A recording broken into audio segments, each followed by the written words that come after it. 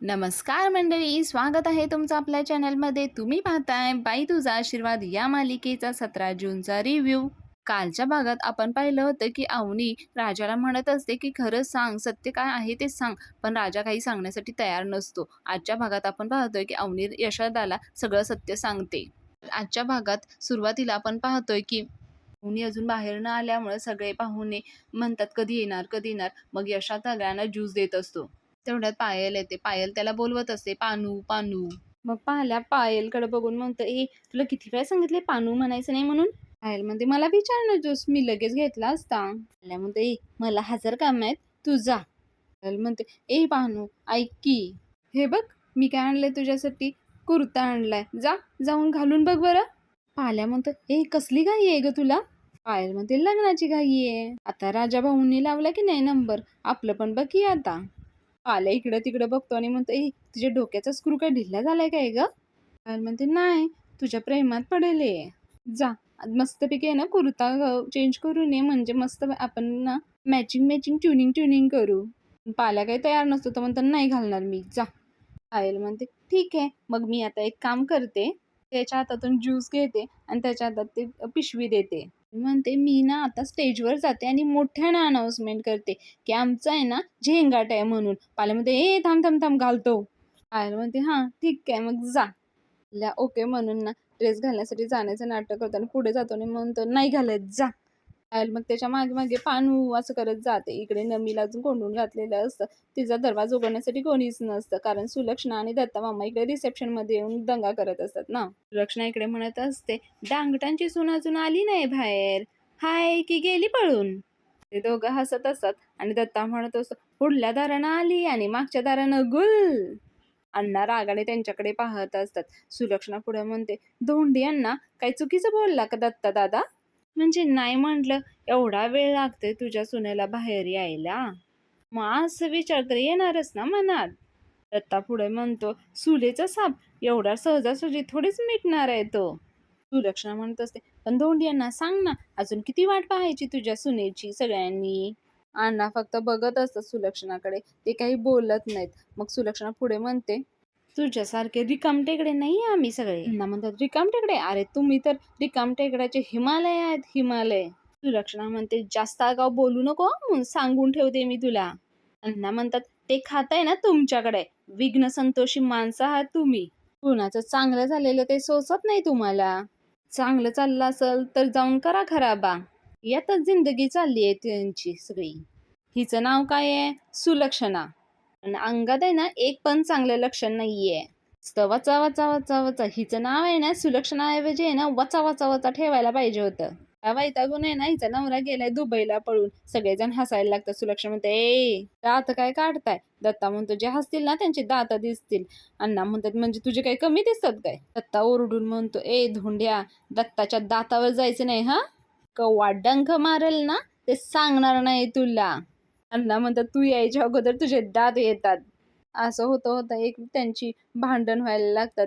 मग त्यांना सोडवायला धन्या येतो. म्हणतो, ओ दत्ता काका तुम्ही कधी आला, काही दिसलंच नाही. मग तो अण्णांना बाजूला करतो आणि म्हणतो, ओ अण्णा काय वाद घालताय तुम्ही.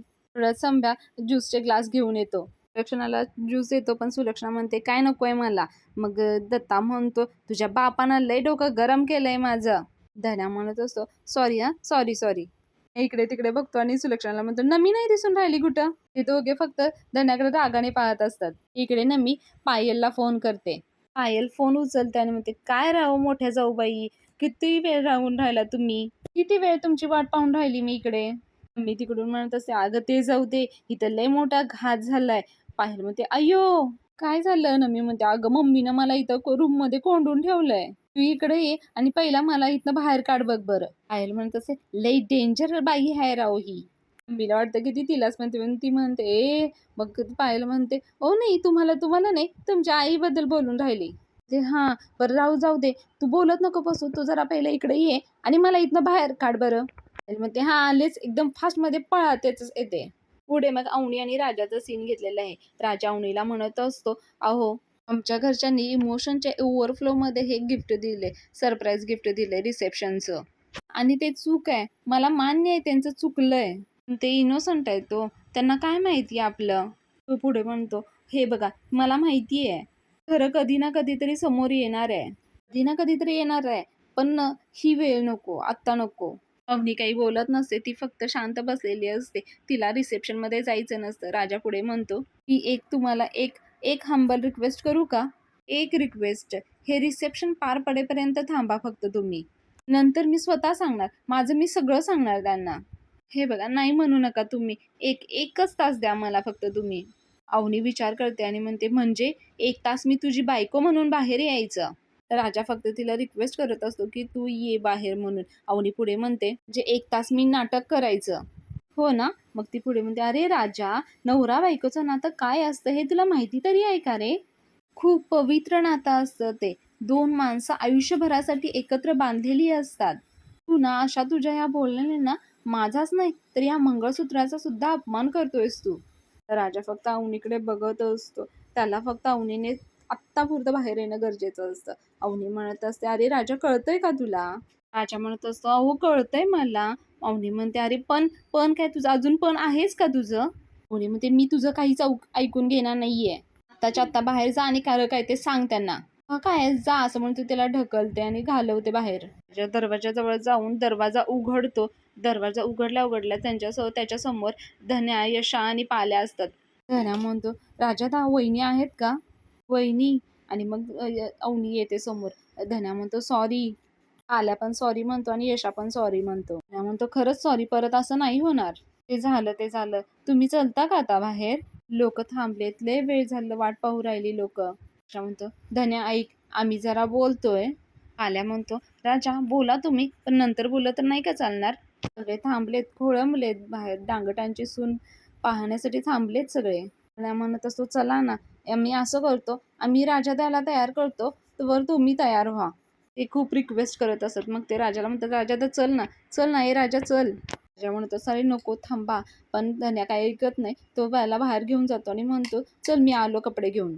धन्या अवनीला, "तुम्ही तयार व्हा लवकर," असं म्हणून ते राजाला तयार करण्यासाठी जातात. किचनमध्ये राजाला घेऊन येतात आणि राजाला म्हणतात, "चल, चल, चल, आवर, आवर, लवकर घे, घे शर्ट काढ." म्हणत असतो, "ए चल, चल, आवर लवकर राजा, चल लवकर शर्ट काढ, पटकन आवरून घे." राजा काही आवरायला तयारच होत नसतो. हे त्याला गडबड करत असतं, "ए आवर ना लवकर, चल ना." त्या म्हणत असतो, "ए राजा, काय चाललंय तुझं? अजून डोक्यात आहे काय तुझ्या ते आपलं भांडण? अरे सोड ना बाई तो विषय, किती वेळ डोक्यात ठेवणार आहेस?" मग राजा पण म्हणत असतो, "अरे हो ऐका." त्या म्हणत असतो, "अरे तुझ्यासाठी मी एकट्याने शिव्या खाल्ल्या यशादाच्या, एकट्याने शिव्या खाल्ल्यात." यशाला म्हणत असतो, "यशादा तू मला अजून शिव्या घाल, अजून शिव्या घाल." आणि राजाला म्हणते, "हे घे, तू माझं डोकं फोडणार आहेस का? फोड, डोकं फोड." राजा म्हणते, "ए गप." मग पाल्या म्हणतो, "अरे तू कॉपरेट का करत नाहीये?" राजा म्हणतो, "अरे गप रे." इकडे यशा देखील म्हणतो, "ए चल ना पटपट, चल घाल पॅन्ट घाल." म्हणतो त्याच्यासमोर पॅन्ट घालायला देतो. राजा म्हणतो, "अरे थांबा ना, अरे मी काही लहान आहे का? हे इकडं मी कपडे बदलून येतो." राजा आवरण्यासाठी जात असतो. यशा मग त्याला म्हणतो, "अरे हे घे, हे राहिलं." मग पायाला दिलेला कुर्ता देत असतो त्याला. तेव्हा म्हणतो, "हे आहे ते बरं आहे." नाही ते बघायला लागतो आणि म्हणतो, "अरे हे काय आहे?" म्हणत असते, "अरे हे तू माझ्यासाठी आणलेस का पाण्या?" "मला हाय घातलं असतं ना मी हे." "धन्यामध्ये तुझ्यासाठी नाहीये, तू घातलंय ना हे." यशा धन्याच्या अंगाला लावून बघतो. धन्या म्हणतो, "हे माझ्यासाठी नाहीये, माझा मापच नाहीये." मग यशा म्हणतो, "अरे पाल्या, तू अन्नासाठी कशाला आणलं हे? घातलंय ना त्यानं ते कोट पॅन्ट, घातलं म्हाताऱ्यानं घालून बसलाय, तो खुश आहे ते." आल्या म्हणतो, "अरे थांबा, हे माझं आहे, माझं आहे ते." त्याला ते सांगायचं नसतं की पायलनं त्याच्यासाठी आणलंय म्हणून. म्हणतो, "सर तू 2-2 घेतलंयस?" मग धन्या म्हणतो, "अरे नाही, आम्ही एकच घेतलंय त्याला. एकच आहे ते घ्यायला, त्याला शोधायला किती वेळ लागला होता माहिती आहे का तुला? आणि ही असली भंग चॉईसच नाही आहे आमची." तोही म्हणतोस, "कुणी घेतलं रे हे? कुणी घेतलं?" मग यशा पाहिलंय ना त्यांच्याकडनं घेतो आणि म्हणतो, "यशोदा, काय चाललंय तुमचं? कोणी घेतलंय?" त्याने भंगार आहे, कांदा आहे, लसूण आहे, काय काय काय चाललंय काय तुमचं? इकडं बाहेर माणसं थांबलेत, गोंधळून बसत, तिकडे लक्ष द्यायला कोण नाहीत. असं म्हणून तो त्यांना ना आवरतो आणि तिकडे निघून जातो बाहेर. आणि जाता जाता म्हणतो, "अरे तू आता बदलणार आहे का हे?" पाल्या म्हणतो, "होय बदलणार आहे." हे दोघं त्याला हसत असतात आणि मग जातो पाल्या. इकडे सॉरी राजा आवरून येतो. राजाला बघून धन्या म्हणतो, "राजा दा भारी दिसून राहिला रे तू. हे धर, हे धर." असं म्हणून ते त्याला कोट घालायला लागतात दोघंही. धन्या म्हणतो, "बसला ना व्यवस्थित?" मग धन्या म्हणतो, "कसला झाक दिसतोय आपला राजा दा. सूट पण एकदम परफेक्ट झालाय बघ." कपडे मात्र धन्यानं आणि पाल्याने एकदम परफेक्ट आणले तर मंडळी. पुढे यशा म्हणतो, "राजा एक प्रॉब्लेम आहे बघ एक तुझ्यात." राजा म्हणतो, "काय?" "अरे तुला सगळंच शोभून कसं दिसतं रे?" भारी दिसून राहिला बघा. मग धना देखील म्हणतो, "हो, ते देखील तेवढं पण आहे बघ." शिवा म्हणतोय, "चला, चला आवर, पटकन आवर आणि तिला घेऊन ये लवकर. तोपर्यंत आम्ही बाहेर तयार करून ठेवतो. लवकर ये." म्हणून सांगून ते जातात. इकडे बाहेर सगळे अवनी आणि राजाची वाट बघत असतात. अण्णा तर एकदम शांत उभारलेले असतात. तिथे आलेली एक बाई म्हणते, "अहो अण्णा, किती वेळ अजून वाट पाहायला लावणार आहे तुम्ही आम्हाला?" अण्णा म्हणतात, "अहो ताई, घाई काय आहे? या घरानं 20 वर्ष वाट बघितली या प्रसंगाची. तुम्ही 20 मिनिटं वाट बघू शकत नाही का?" "अहो कसं आहे ना, नवीन नवरी आहे ना, उशीर होतोय थोडंसं आवरायला. येईल हं, बसा तुम्ही तोवर." इकडे दत्ता आणि सुलक्षणा एकमेकांच्या बरोबर बोलत असतात. थोबड पाहिलं का त्या अण्णाचं? सुलक्षणा म्हणते, "काय बी मला लय मजा येऊन राहिली बघ." सुलक्षणा मग संब्याला मोठ्यानं ओरडते आणि म्हणते, "ए संब्या, जरा गार सरबत घेऊन ये रे."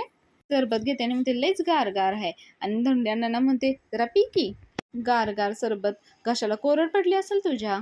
"खोटं बोलू बोलू, गरज आहे तुला, घे." अण्णाला खूप राग आलेला असतो, पण अण्णा शांत असतात. आणि मग सुलक्षणा इकडे मोठ्या मोठ्याने म्हणत असते, "कसं आहे ना, आमच्या धोंड्यांना एक एक म्हणणार आणि जेवायला लेट लेट होणार.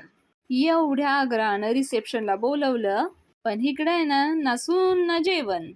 दत्ता म्हणतो, "नुसता स्वयंपाकाचा वास, पण खायचा पत्त्याच नाही. काळ्या पाण्याची शिक्षा नाही का? उपासमारीने जीव जायची वेळ आलीये." मग सुलक्षणा म्हणते, "असं करण्यापरीस ना सांगायचं ना घरी जेवून या म्हणून सगळ्यांना." सुलक्षणा पुढे म्हणते, "बरं जाऊ दे, जेवण नाही ते नाही, सून तरी येणार आहे की नाही ते तरी सांग ना."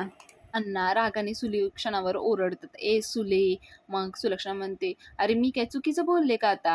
आता पाहुणं तुम्हीच सांगा, नवरीला तयार व्हायला एवढा वेळ लागतो का? माय घरात पण पोरगे, पण 5 मिनिटात तयार होती ना ती. एवढा वेळ नाही लावत." मग परत सुलक्षणा धोंड्याकडे बघते आणि म्हणते, "धोंडी यांना सून पळाली की काय?" "नाही म्हणजे आम्ही 4 बायका जातो, बघून येतो." "नाही म्हणजे तुझ्या गब्बाळ्या घरात आहे ना, गोंधळली असेल ती, तयार करून आणतो आम्ही." म्हणत असते, "चला दोघी तिघी आपण जाऊन घेऊन येऊ तिला." अण्णा म्हणतात, "ए थांब तिकडं, कोणी जायचं नाही. चल मागे सरक तिकडं, गप गुमान बसायचं इथं." दत्ता पुढे अण्णांना टोकत म्हणतो, "सून हाय की नाही घरात? सुले, तुझा लयच शाप खतरनाक आहे बरं. पॉवरफुल आहे बरं तुझा शाप." इकडे पायल जात असते आणि तिला पाल्याचा धक्का लागतो. पाल्या ओरडतो, "ए." पायलनं दिलेला कुर्ता घातलेला असतो. ते पाहून पायल खूप भलतीच खुश झालेली असते. पाल्या म्हणतो, "ए पायले, तुला काय दिसते का नाही ग?" पायल म्हणते, "दिसतंय ना. घातला ना मी दिलेला कुर्ता फायनली." पाल्या काही बोलत नाही, इकडे तिकडे पाहत असतो. पायल म्हणते, "पायलू, कसं वाटतंय मॅचिंग ट्विनिंग ट्विनिंग?" पाल्या म्हणते, "ए पायले, लय आगाऊपणा करायचं नाही हं." पायल त्याच्याकडे बघते आणि म्हणते, "पांडू, तू रागवल्यावर किती भारी दिसतो रे तू. चल ना, आपण एक सेल्फी काढायचं का?" असं म्हणून ती त्याच्यासोबत सेल्फी काढत असते. पाल्या तिला ढकलतो आणि म्हणतो, "ए सेल्फी, घातलाय ना कुर्ता? तर लय बडबड केली ना, हा कुर्ता काढून काढून फेकून जाळून देईन." मग तो तिथून निघून जातो. पायल मात्र रुसते, रागवते. तिला वाईट वाटायला लागतं. नमी तिच्या जवळ येते आणि म्हणते, "धाकट्या जाऊबाई, रडायला काय झालं?" असं म्हटल्यावर ती जास्तच मोठ्यानं रडत असते. "माझा पानू गेला, सेल्फी न काढताच गेला." नमी म्हणते, "जाऊ द्या हो, तसाच आहे तो." पायलला जास्तच भरून येतं आणि ती "जाऊबाई" असं म्हणून ओरडायला जात असते. नमी म्हणते, "अरे रडायचं नाही, रडायचं नाही." "अहो तुम्हाला अजून त्याचा स्वभाव नाही कळला होय?" अहो पावलू पहिल्यांदा नाही नाही म्हणतो, पण नंतर करतोच. आता तुम्ही बघा, पहिला कुर्त्याला नाही म्हटला, पण नंतर घातला की नाही? तसा आता शेल्फीला नाही म्हटलाय, पण 100% परत येणार. पायल म्हणते, "म्हणजे पालू पहिल्यांदा नाही नाही म्हणतो आणि नंतर होय होय म्हणतो." ते म्हणून लाजत असते. पायल सिनेमॅटिक वागत असते. मग नमी तिला म्हणते, "ओ चला, चला आता आपण आपल्या दोघींचा सेल्फी काढू हां." आणि मग ती तिला घेऊन जाते. इकडे पुढे अवनीचा सीन घेतलेला आहे. अवनी इकडे विचार करत बसलेली असते. तोवर दरवाजावर कोणतरी वाजवत असतं. बराच वेळ वाजवल्यानंतर अवनी जाते आणि दरवाजा उघडते. तर तिथे राजा असतो. राजा तयार होऊन आलेला असतो. अवनी त्याच्याकडे बघत नाही. ती फक्त दरवाजा उघडते आणि परत येऊन बसते. राजा आत येतो आणि तिथे उभारतो. मग अवनीचं त्याच्याकडे लक्ष जातं. अवनी त्याच्याकडे बघते. तो वरून खालून बघते तर तो तयार होऊन आलेला असतो पूर्ण. राजा मात्र तिच्यापासून नजर चोरत असतो. राजा म्हणतो, "ते भावंडांनी जबरदस्ती केली म्हणून, नाहीतर मी हे घालणार नव्हतो. फोर्सच केला त्यांनी." अवनी म्हणते, "छान दिसतोस." "हे खरंच छान दिसतोयस." राजाला थोडंसं बरं वाटतं आणि तो हसतो आणि म्हणतो, "मी काही घातलं की चांगला दिसतो." बरं दिसतो. म्हणजे असं यशोदा म्हणत होता. अवनी म्हणते, "नाही, छान दिसतोच आहेस, पण अजून एक गोष्ट केली ना, की अजून छान वाटेल." राजा म्हणतो, "हां, सांगा ना, काय करू?" अवनी म्हणते, "बाहेर माईक असेल ना?" राजा म्हणतो, "हां." म्हणजे डीजे बोलवलाय म्हणजे माईक तर असणारच. अवनी म्हणते, "मग एक काम कर, बाहेर जा, माईक घे आणि सांग सगळ्यांना हे लग्न खोटं आहे म्हणून." राजा, "सांग सगळ्यांना हे लग्न खोटं आहे. मी नाही येणार आहे बाहेर." अशी म्हणून ती चिडत असते, ओरडत असते. ती रागाने तिथे ठेवलेल्या बांगड्या, पिशवी ती तिकडे भिरकावून देते खाली. राजाला ते सगळं खाली पडलेलं पाहून खूप रडायला येत असतं. खूप वाईट वाटत असतं त्याला. अवनी म्हणत असते, "हे बघ, तुला नसेल जमणार ना, तर मी जाऊन सांगते." आणि ती रागाने जात असते बाहेर. राजा म्हणतो, "मॅडम ऐका ना, ऐका ना." मग ती दरवाजा उघडते, तर तिथे यशा असतो. त्यांना वाटतं की यशाने ऐकलं. मग यशा म्हणतो, "काय झालं? तुम्ही तयार नाही झालात अजून?" ते दोघेही यशाकडे पाहत असतात. राजा मात्र नजर चुकून आतमध्ये जातो. यशा म्हणतो, "बाहेर पाहुणे वाट पाहून राहिलेत." अवनी आत जाते. मग राजाला तिथे पडलेल्या बांगड्या दिसतात.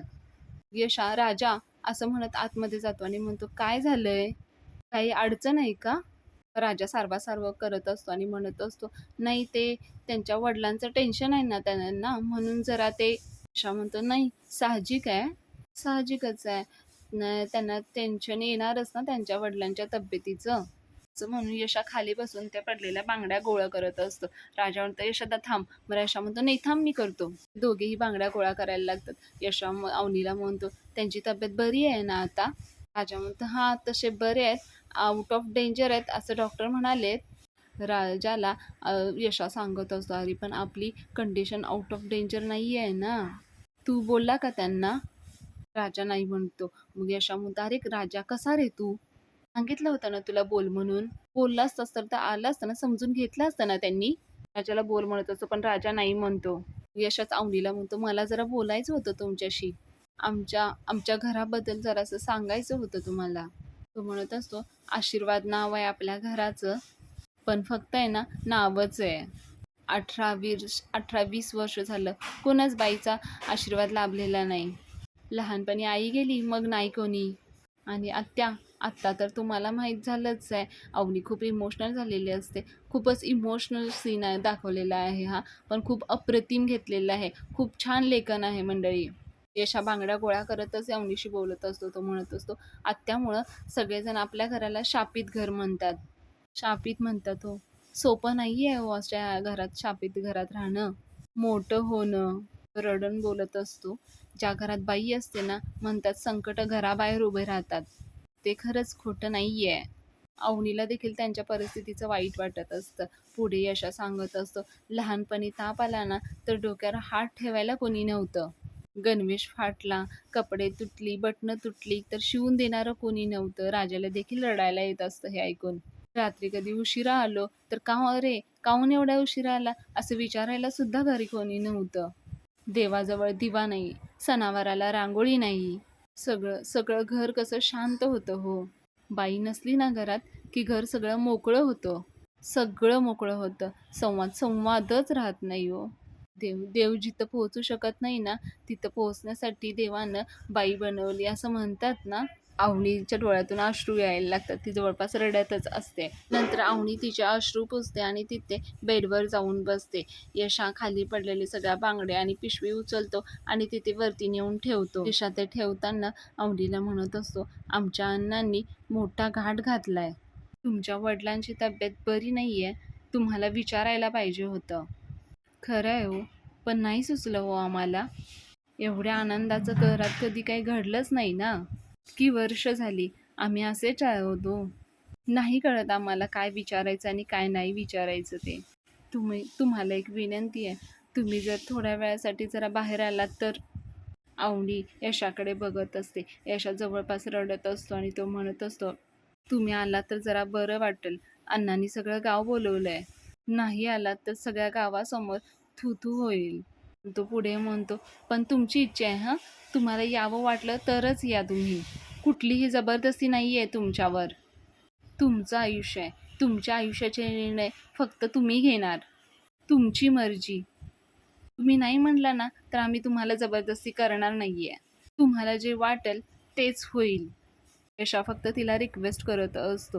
अवनीला खूप वाईट वाटत असतं. अवनी म्हणते, माझ्या आयुष्याचे निर्णय हे फक्त माझ्या मर्जीने होणार. हे कधीच कोणी मला म्हणालं नाही हो. ती देखील भाऊ झालेली असते. तिला ह्याच्या अगोदर तिच्या वडिलांनी, भावांनी कधी विचारलंच नसतं ना. म्हणत असते, यशोदा, माझ्या घरचे तुमच्यासारखे असते ना, तर किती बरं झालं असतं ना. अवनी रडत म्हणत असते, म्हणजे बघा ना, राजाच्या मागे तुम्ही एवढे भक्कमपणे उभे आहात. माझ्याही घरचे माझ्या मागे असे भक्कमपणे उभे असते तर. ती रडते आणि म्हणते, एवढं अवघड असतं का ओ मुलीला समजावून घेणं. यशाला मात्र काही कळत नसतं. यशा तिच्याकडे बघत असतो, कधी राजाकडे बघत असतो. अवनी पुढे म्हणते, आता राजा तुम्हाला काहीही न सांगता लग्न करून आला, तरी तुम्ही एका शब्दानेही त्याला काहीही बोलला नाहीत. उलट उलट आनंदाने तुम्ही त्याला स्वीकारलं. माझं एवढं छान स्वागत केलं तुम्ही. तुम्ही सगळे जर माझे बाबा, दादासारखे असते तर काय काय केलं असतं मी? कुठे गेले असते मी? ती फार अस्वस्थ झाल्यासारखी असते. राजा फक्त तिच्याकडे बघत असतो. तो काहीही बोलत नसतो. अवनी पुढे म्हणते, फक्त एक दिवस मी या घरात राहण्यासाठी आले होते. म्हणतच, तरी देखील तुम्ही मला किती आदराने वागवलत हो. किती काळजी घेतलीत तुम्ही माझी. खरंच, खरंच यशोदा. खरंच, खरंच तुम्ही खूप चांगले आहोत हो. मी तुमच्याशी खोटं नाही बोलू शकत. यशाला म्हणत असे, मला खरं काय ते सांगावंच लागेल तुम्हाला. राजा म्हणत असतो, यशोदा थांब, ऐक. यशा म्हणतो, ए थांब, थांब, थांब. त्यांना बोलू देत तू. यशा राजाला शांत बसायला सांगतो आणि अवनीला म्हणतो, काय काय खोटं बोलला हा? यशाला वाटत असतं की फक्त राजाची काहीतरी चुकी आहे. त्यामुळे अवनी म्हणते, नाही, फक्त तोच नाही, आम्ही दोघंही तुमच्याशी खोटं बोललोय. यशाला काही कळेनासं होतं. अवनी दरवाजा बंद करून घेते आणि पुढे म्हणते, ठीक आहे, बोलणार असते. तेवढ्यात राजा तिला समजावून सांगण्याचा प्रयत्न करत असतो. पण यशा म्हणते, ए थांब, थांब तू, बोलू देत तिला. यशा म्हणत असतो, काय काय खोटं बोललाय? राजा यशाला सांगत असतो. पण यशा चिडतो आणि म्हणतो, तुला थांब म्हणलंय ना, थांब तू. यशा म्हणतो, काय काय खोटं? अवनी म्हणते, यशा दादा, तुम्हाला असंच वाटतंय ना की आम्ही दोघांनी एकमेकांच्या प्रेमात पडून लग्न केलंय? राजाला तसंच, यशाला तसंच वाटत असतं. अवनी म्हणते, तसं नाहीये. आम्ही एकमेकांच्या प्रेमात नाही आहोत. यशाला खूप शॉक बसतो. तो राजाकडं, अवनीकडं तो एकसारखा पाहायला लागतो. अवनी म्हणते, कधीच नव्हतो आम्ही, आणि हे लग्न खोटं आहे. यशाला धक्का बसतो. तो राजाकडे बघत असतो. राजा मान खाली घालतो. पुढे अवनी म्हणते, विवांशी लग्न करायचं नव्हतं म्हणून राजाला माझ्याशी लग्न करावं लागलं. दुसरा कुठलाच पर्याय नव्हता आमच्याकडे. आम्ही पोलीस स्टेशनमध्ये होतो आणि मग पुढे अवनी पोलीस स्टेशनमध्ये घडलेली सर्व हकीकत सांगत असते. ते आपल्याला काही ऐकवलेलं नाहीये, फक्त आपल्याला पिक्चर दाखवलेले आहेत. तिथे काय काय घडलं, कसं कसं राजा अवनीला पोलीस स्टेशनमध्ये घेऊन गेला. मग अवनीला विवांशी लग्न करायचं नसल्यामुळे त्या दोघांना लग्न करण्यासाठी पोलिसांनी कसं सांगितलं, इन्स्पेक्टर मॅडमांनी त्यांना ऑप्शन कोणता दिला हे देखील ती सांगते. आता जर का हे खोटं खोटं लग्न नाही केलं तर अवनीला परत तिच्या वडिलांकडे जावं लागणार आहे. इन्स्पेक्टर मॅडम म्हणाले असतात की जर त्यांना फोन आला तर तिला तिच्या वडिलांकडे सुपूर्द करावं लागणार आहे. त्यामुळेच त्यांना लग्न करावं लागलेलं आहे. यशा राजावर चिडतो आणि म्हणतो, अरे सांगायचं ना राजा आम्हाला. तो चिडून राजाला मारणार असतो, पण तो स्वतःला कंट्रोल करतो. अवनी म्हणते रडतच, यशोदा, यशोदा, आम्ही सांगणारच होतो, पण भीतीपोटी राजा गप्प राहिला हो. तो म्हणतो, भीतीपोटी, भीतीपोटी असं म्हणतो, त्याला परत मारण्यासाठी जात असतो. त्याला खूप वाईट वाटत असतो. तो खूप रडत असतो. तो म्हणत असतो, हे एवढं सगळं केलं ते, पण तो राजाला काहीच बोलत नाही. आणि तो अवनीकडे येतो आणि अवनीला म्हणतो, हात जोडून तिच्याकडे म्हणतो, माफी मागतो तुमची. खूप खूप मोठी चूक झाली आहे आमची. खूप रडत असतो, खूप इमोशनल झालेला असतो. कारण त्यांना वाटत असतं की खरंच त्यांच्या घराला बाईचा आशीर्वाद लागलाय. तो खाली पाय टेकून नमस्कार करून अवनीसमोर झुकतो आणि म्हणतो, सॉरी, माफ करा. मी म्हणत असते, यशोदा ऐका ना, ऐका ना यशोदा. पण राजा यशा म्हणत असतो, खरंच माफ करा आम्हाला. एका शब्दानं विचारलं नाही हो तुम्हाला आम्ही.